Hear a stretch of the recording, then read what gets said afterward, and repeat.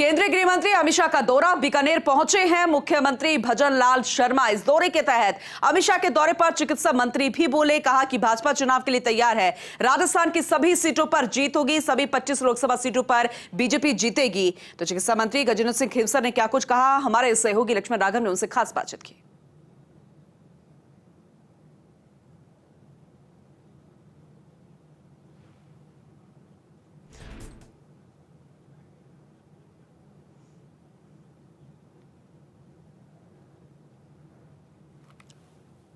पूर्ण भी है, भाजपा में चाणक्य की सी दर्जा दिया जाता है, जीत का मंत्र देंगे, चुनाव प्रबंधन बताएंगे। आप कैसे देखते हैं राजस्थान में, क्या लगता है इन मुद्दों के साथ भाजपा लोकसभा में जाएगी?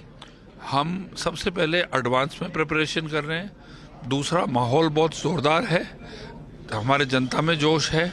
और जिस तरीके से आप कांग्रेस के धुरंधर लोगों को देख रहे हैं, भूतपूर्व मंत्रियों को, कैबिनेट मंत्रियों को, जो छोड़ के हमारी पार्टी में आ रहे हैं, और यहीं नहीं पूरे देश के अंदर यही हो रहा है, तो इसका ये संकेत देता है कि जो कांग्रेस के अंदर पैनिक बटन दबा दिया है और उनको मालूम है कि ये तो बिल्कुल डूबती हुई नाव है और जल्दी डूबेगी।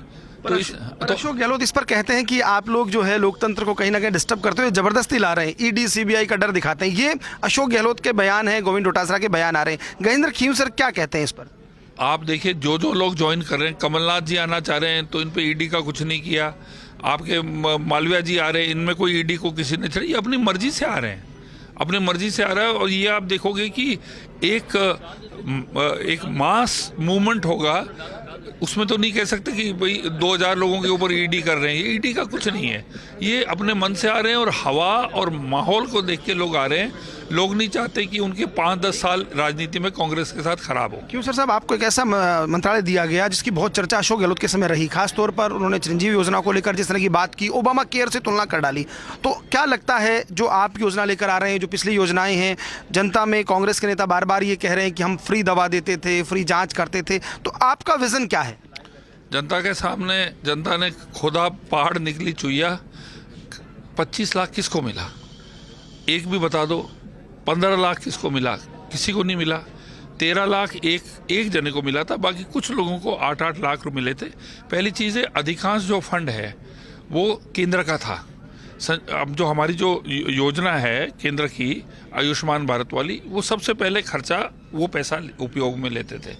दूसरा क्या था कि इसके अंदर अधिकांश जो फंड है वो kidney transplant, bone marrow transplant, उसके अंदर चला गया सब कुछ। जो गरीबों को जो वो फंड मिलना चाहिए था, नहीं मिला।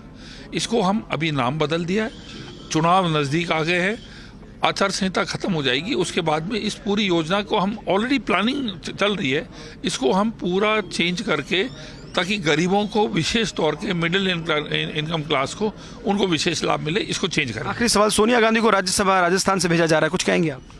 अब देखो, बुजुर्ग औरत है, उनको तबीयत भी उनकी ठीक नहीं रहती है, तो उनके लिए लोकसभा एक्टिव पॉलिटिक्स जो है वो उनके लायक नहीं है। तो अच्छा उन्होंने निर्णय लिया कि अब जो खराब हेल्थ के अंदर उनको भागादौड़ी नहीं करने पड़े। अब देखिए लोकसभा में वो सीट कैसे बचाएंगे, और वो खतरा भी था वो सीट जाने का। दोनों चीज़ें थी इसमें। तो देखिए गजेंद्र खींवसर जिन्होंने बात की और कहा कि किस तरह से जो है अमित शाह का ये दौरा महत्वपूर्ण है। उन्होंने उन मुद्दों को लेकर कहा कि खासतौर पर जो चिकित्सा को लेकर बात की जा रही थी, वहाँ पर उतना कुछ मिला नहीं जितनी बात कही गई। खैर, ये वक्त बताएगा खासतौर पर लोकसभा चुनाव में। लेकिन हाँ, भाजपा रणनीतिक तौर पर ग्राउंड पर ज़्यादा सक्रिय नजर आ रही है।